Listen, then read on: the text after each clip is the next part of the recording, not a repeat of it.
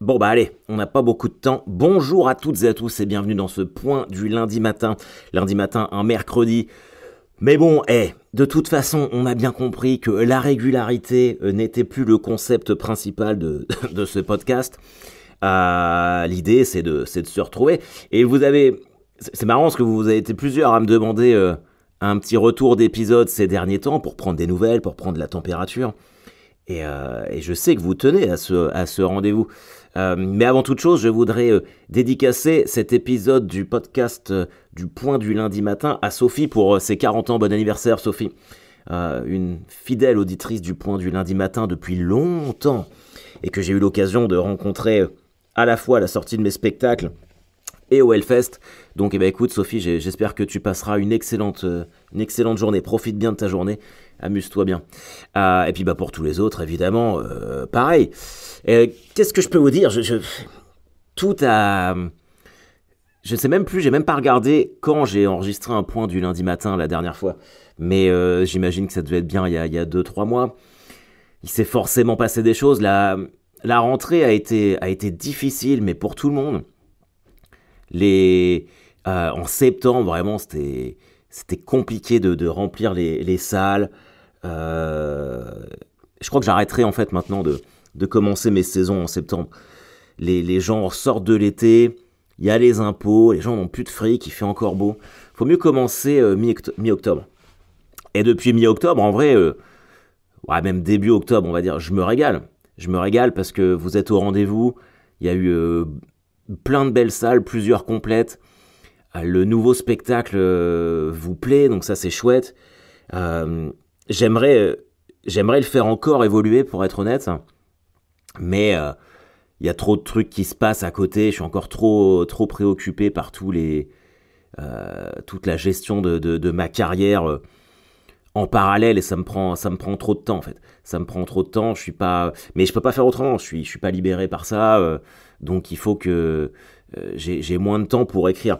Demain, je vais tester un nouveau set à Rennes, dans un comédie club. J'ai écrit 15-20 minutes. Et moi, je sais que j'ai ce luxe, vu que je réside essentiellement en province, de pouvoir aller dans des comédie clubs comme ça à Rennes. C'est plus détente qu'à Paris. Moi, je sais pas comment ils font, les humoristes, pour tester des nouveaux passages à Paris, là, des morceaux de 7-8 minutes, avec la pression des autres derrière. Tu sais jamais qui y a dans la salle. Moi, j'aime pas ça. Je suis pas confort avec ça. Moi, je suis un bouseux de province, moi. Donc, j'ai besoin de tester en province. Non, mais c'est plus cool parce que j'ai le temps de poser mon texte, de voir ce qui va, ce qui ne va pas. Je suis pas chronométré. Donc, demain, si vous êtes du côté de Rennes et que vous voulez voir du nouveau matériel, c'est à Musicam, ça s'appelle, il me semble. C'est pas à Rennes complètement, c'est à côté. Donc voilà, écoutez, on peut se voir là. Et de toute façon, et c'est pareil, pourtant je vous l'ai dit 1 milliard de fois, là j'ai fait plein de concerts, à chaque fois je reçois 4-5 messages de personnes, c'était toi qui étais au concert, on n'a pas osé venir te voir. Faut arrêter avec ça, j'ai déjà été clair plein de fois, venez, il n'y a pas de problème, on discute, on prend une photo, je suis en mode détente moi. Mais comme après les spectacles, je veux dire, vous voyez bien, je viens toujours avec vous, je viens vous saluer. Je suis comme vous, moi, les amis. Donc, y a aucun problème. Et puis, ça me fait toujours plaisir, en plus, que vous veniez me dire que je vous fais rire, que vous appréciez mon travail. C'est très encourageant pour moi, surtout en ce moment. J'ai toujours besoin d'encouragement, moi. Je suis pas... c'est étonnant, parce que j'ai un ego surdimensionné d'humoriste à la con. Mais en même temps, je pense que la part de doute est à peu près proportionnelle à ça. Avant qu'on rentre dans le chapitre des réseaux sociaux, parce que, surtout par rapport à ça que j'ai reçu des messages hier, je vais vous raconter un peu ma life. Ça a été très dur pour moi, mais j'ai dû dire au revoir à ma Chevrolet. Ma Chevrolet Aveo. Qu'est-ce que je l'aimais cette voiture. Qu'est-ce que je l'aimais. Je l'ai eu avant la naissance de ma fille, donc fin 2013. Et putain, j'ai fait plein de trucs avec. C'était ma Batmobile, elle était incroyable. C'était ma bagnole d'américain. Et là, elle était cuite. Il n'y avait plus de frein. Il n'y avait plus de frein. Il y avait des fuites d'huile dans le moteur. Ça perdait du liquide de refroidissement. Tout l'intérieur était bousillé. Le volant, c'était des miettes à chaque fois dans mes mains que je le prenais. Le levier de vitesse, c'est pareil, ça marchait pas. Mes enfants avaient ruiné les sièges avec des gâteaux. Et bref, il a fallu que je m'en sépare et j'ai mis tellement de temps. J'ai pris une Fiat 500 électrique en leasing.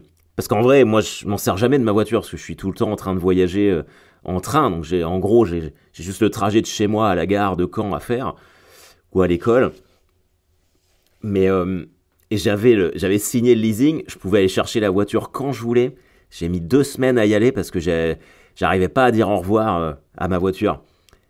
Mais c'est comme ça. Moi, je suis comme ça. Je suis émotif. Je parle avec mon cœur. Donc parfois pour le meilleur et pour le pire, mais j'arrive pas. Je suis très matérialiste en fait. Quand je vois quelque chose comme ça qui m'a accompagné durant des années, j'arrive pas à me dire ouais bah, c'est qu'une bagnole, je m'en branle. Et je sais que j'ai un pote, lui il s'en fout complètement. Mais moi en fait chaque chose a une importance. Même un crayon que j'ai depuis longtemps, si le crayon il a une histoire, je suis très mélancolique moi par rapport à tout ça. Donc c'était dur, mais après j'adore ma nouvelle bagnole, c'est vraiment chouette. Je galère un petit peu encore pour l'histoire des bornes rechargeables, je comprends pas bien comment ça fonctionne, mais je vais m'y mettre. Et puis ma volonté de passer à une énergie plus propre était là aussi depuis un moment. Donc ça c'est cool. Enfin je vais pas devenir comme Chaka Ponk à faire le faux cul et à dire ouais j'arrête mes tournées parce que je pollue trop la planète. Non, ouais, c'est bon. Pète les couilles. J'en suis pas à ce point-là. Je suis allé voir Falling in Reverse à Bercy dimanche dernier. J'ai emmené Max, j'étais invité par Live Nation, c'était incroyable. En loge, et là, c'est ce que j'ai dit dans ma vidéo. C'était trop marrant parce que ça a bien marché. Je me suis dit, tiens, je vais annoncer que je quitte le pit, mais en mode, je vais faire croire aux gens que j'arrête la comédie. Ce qui arrivera un jour aussi, hein, de toute façon. C'est inévitable. Mais bon, on n'en est pas là du tout. Et là, j'ai fait entre le Hellfest, entre Gojira et Korn à Denver, et puis là, Falling in Reverse, mes 3 dernières fois, j'étais en VIP, en mode ultra confort. M'imaginer retourner dans la fosse, avec des pogos, des gens qui me sautent dessus, là, qui me crient dans les oreilles, je peux plus. Je sais. Mais bon, j'ai payé mon dû. Hein. Mon corps depuis que j'ai 19 ans, je vais dans le pit, ça va quoi. J'en ai 41. Mais là, en vrai, je me suis aperçu que je profite beaucoup plus des concerts quand je suis un peu à l'extérieur, protégé, une binouse à la main, mes petits bouchons d'oreille, donc ça c'est cool. Non, c'est bien, c'est super.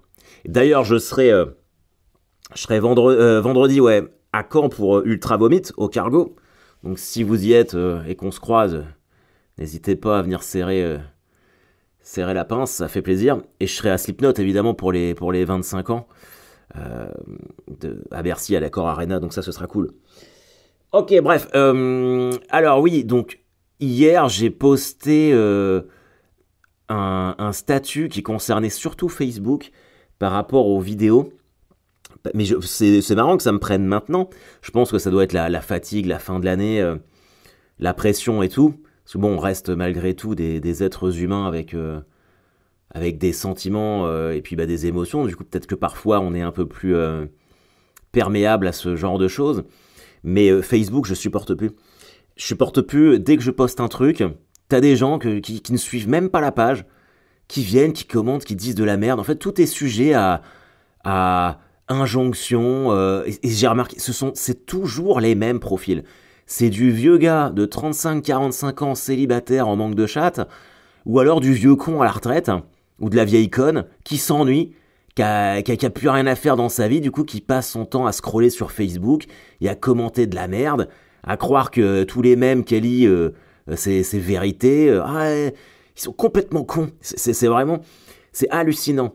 Et moi, je peux plus. Donc là, j'ai changé mon avis aujourd'hui, parce que comme il y en a plein d'entre vous qui n'ont que Facebook, je peux pas décemment vous dire à la fois que Facebook c'est de la merde, que les réseaux sociaux c'est de la merde, mais vous inviter à vous créer d'autres comptes sur d'autres réseaux sociaux, c'est pas possible. Donc c'est mon problème, ça fait partie de mon travail, mais maintenant en fait sur Facebook je vais restreindre les commentaires, il y a que ceux qui suivent ma page qui pourront commenter. Et puis, bah, tous les gros cons, je continuerai de les bloquer. Mais même là, hier, vous irez voir dans les commentaires si vous voulez, en disant juste, voilà, je vais mettre moins de vidéos parce que à chaque fois, c'est commenté par des débiles ou des vieux cons à la retraite qui s'ennuient. Et ben il y a quand même plein de commentaires qui disent c'est pas parce qu'on est vieux qu'on est con, hein. Mais est-ce que j'ai dit ça, bande de connards? Si, bah visiblement vous êtes des gros cons, qu'est-ce que tu veux que je te dise? Mais c'est un truc de fou. Ouais, je suis sûr, je mets comme statut Facebook, genre par exemple un connard en Fiat Panda vient de me faire une queue de poisson, dans la demi-heure je reçois 4-5 commentaires.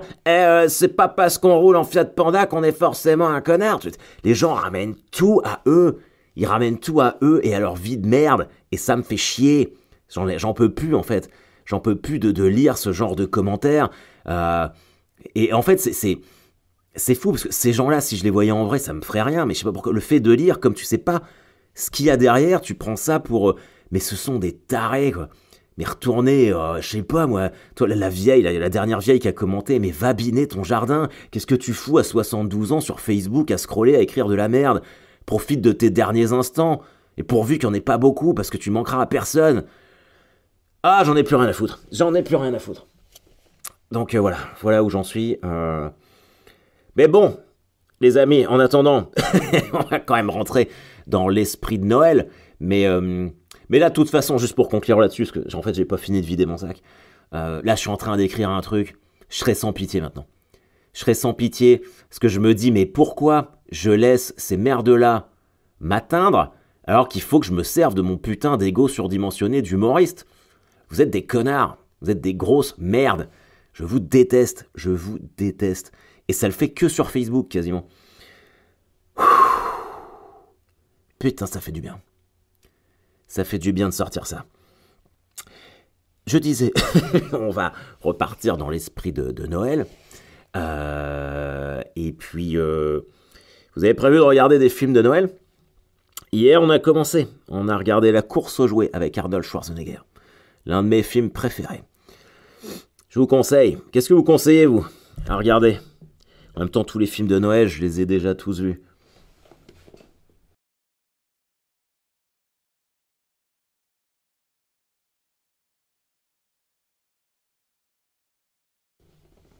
J'aime bien cette période-là.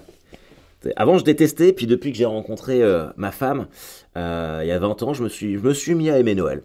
Là, on va faire les décorations cet après-midi, ça va être cool. Oh, c'est ça, putain, que je vous ai pas dit. J'ai trouvé un livre absolument incroyable. Ça s'appelle Le courage... Merde, je suis en train de tout faire tomber. Ah là là. Ça s'appelle Avoir le courage de ne pas être aimé. J'ai trouvé ça dans je sais plus quelle gare en France. C'est une conversation entre deux Japonais, un jeune et un philosophe. Et le mec lui explique qu'en gros, les clés du bonheur, c'est vraiment de pas écouter, de pas écouter les autres et de s'en battre les couilles. En gros, c'est incroyable. Le livre, c'est quand même un pavé. Moi, je l'ai vraiment dévoré. Et c'est incroyable en fait, parce que le gars t'explique que voilà, que putain merde, que voilà, en gros, c'est beaucoup plus complexe que ça, mais que l'idée même de déplaire aux autres, sans que c'est la liberté d'être soi-même, quoi. Et qu'en fait, on est beaucoup trop contraint, surtout à l'époque dans laquelle on vit maintenant, à faire attention à ce qu'on dit, à ce qu'on pense, machin truc, à faire ce qu'on est censé faire partout, et que sans faire de choses illégales ou répressives ou quoi que ce soit, mais avoir la liberté d'être qui on veut, c'est s'en battre les couilles de déplaire aux autres, quoi. Et franchement, je trouve que tout le livre est fantastique. Et évidemment, moi je vous résume en 30 secondes un truc de 400 pages. Mais si vous avez l'occasion de lire ça, avoir le courage de ne pas être aimé.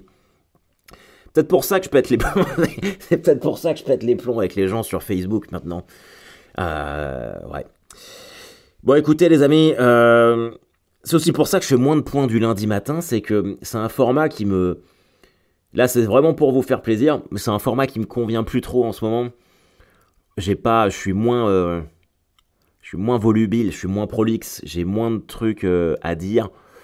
Je préfère faire.